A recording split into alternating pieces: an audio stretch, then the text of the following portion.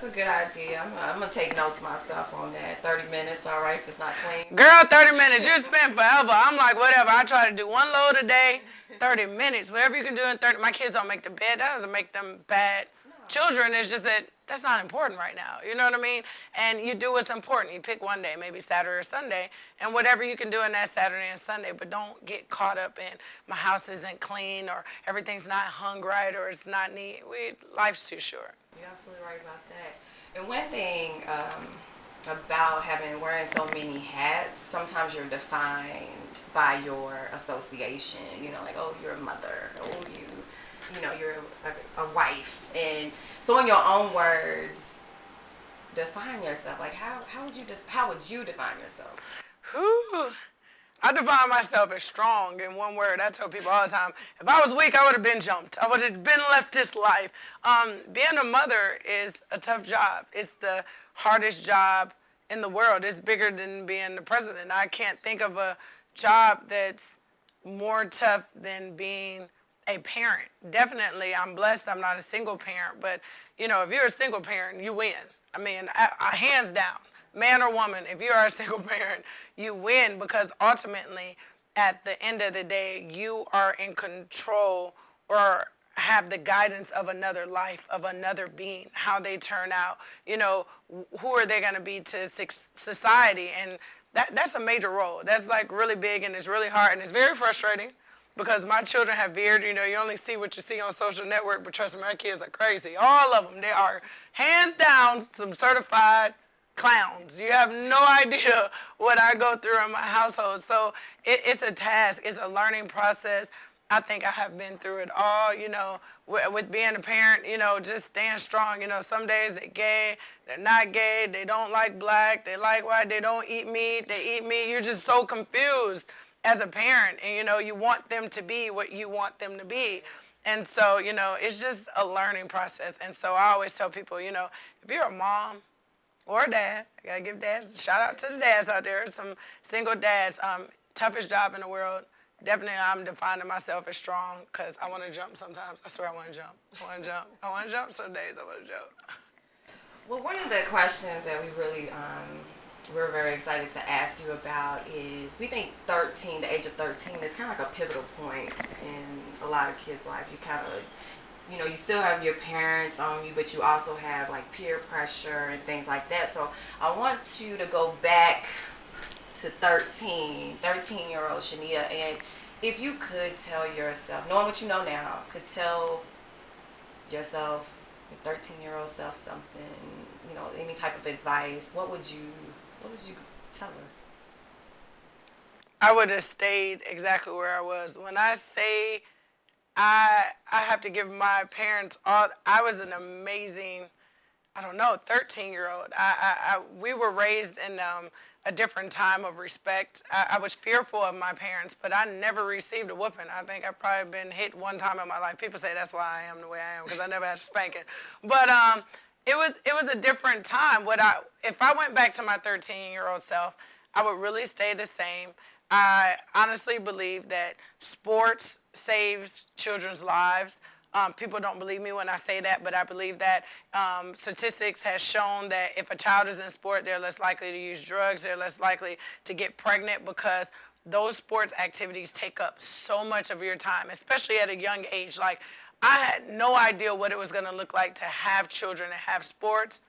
Oh my gosh, my children's lives are my lives now, practice. And, being there, I'm like, why y'all practice so much? But then in a harsh reality, it saves them. It puts them in a position to not be able to utilize the internet, or back when I was a child, when you had two parents working or people running off, for you not to get in the type of trouble that some of my friends got into. So I was a real life 13-year-old. I was still playing with dolls at 13. I mean, most girls are over dolls, but I was still playing with Cabbage Patch Kids at 13. I still had the board game Mall Madness. I wanted everybody to come to my house and play Mall Madness. I was still a kid, so I would tell my 13-year-old self to stay a child. Like, I know you want to transition to cross over, right, but don't cross over. Stay a child for as long as you can.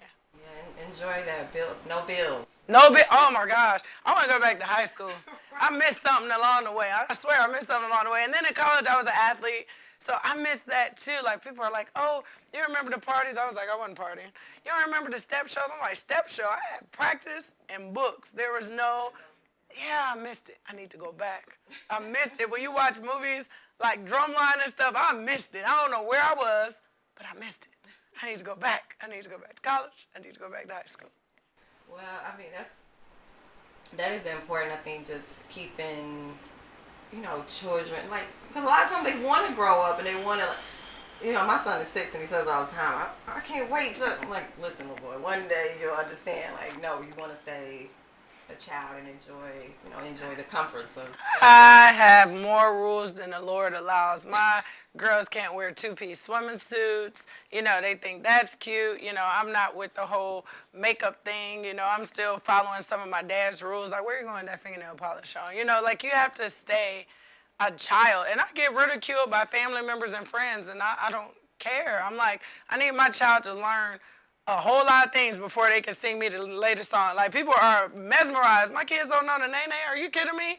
Nene, you know how many other things you need to know? How many continents? All right, what's that? What are some of the planets going on? You have to name me a whole lot of other stuff before we can get to the nene. Yeah, so, I mean, I don't know. I'm from that aspect. I hope it doesn't backfire, but for right now, it's really, been working or whatever. And, that was another big thing when I was taking them out of school, I want my kids to identify with who they are and love who they are. Like my kids, they used to not want their hair combed. So you don't want your hair combed, you go to school without your hair combed. But the day my child came home and said, Mommy, I said, yes. She said, we need to go buy some perm. I said, who got a perm around here? What we need some perm for? She said, well, they told me my hair was nappy at school and I need a perm. What's a perm? Right then I knew. You didn't accept who my child was. My child was comfortable with everything in her, believing that she could brush her hair up in the ponytail. And it worked for her. She would put a nice little bow in the front or throw a headband on, and she was good, and she believed that she was good. So I still need them to believe how they want to look, how they feel, who they are is okay. And that's important. That's definitely important. So I really appreciate you speaking with us. So what do you have coming up? What's next? What do I have coming up? I'm excited. I am starting a new program. It's called Giving University. Okay.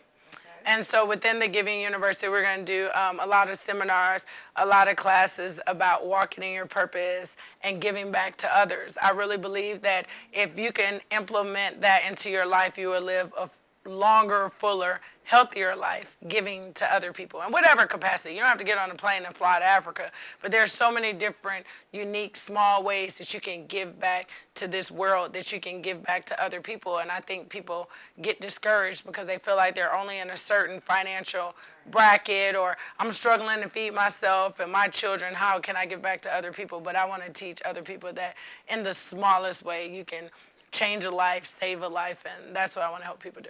And just off of that, I have one last question. How do you find your purpose? For some of those that might be watching, they're not really sure, like, oh my God, what should I do? Because I know a lot of people, I speak to people all the time, and they really have no clue what it is. Buy the book. No, I'm joking. There's no book. I'm making it up. I don't have nothing to say. I'm selling it. Buy the book. Finding your purpose. Finding your purpose is through prayer.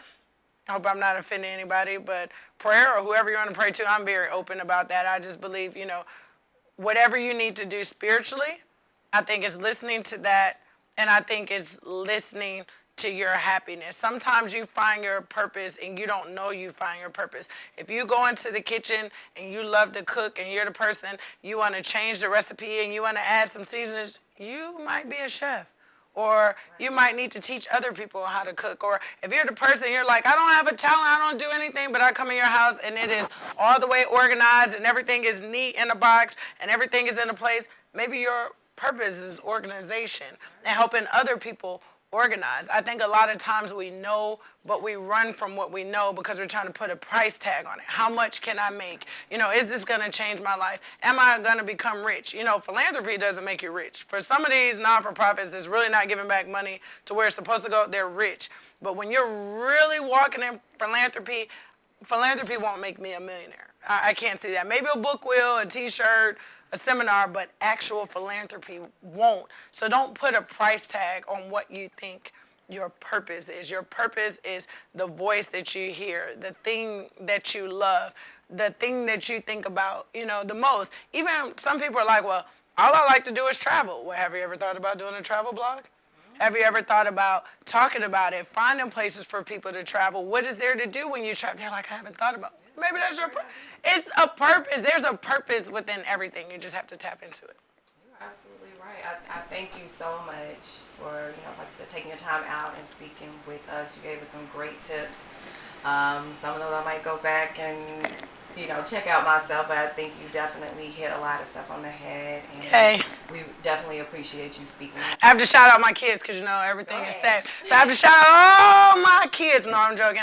Shout out to, and I have to do them in order because they get all upset now. So Amber, Maj, a.k.a. Jax, Kai, Jordan, Jada, Jersey. Thank you so much. Thank you.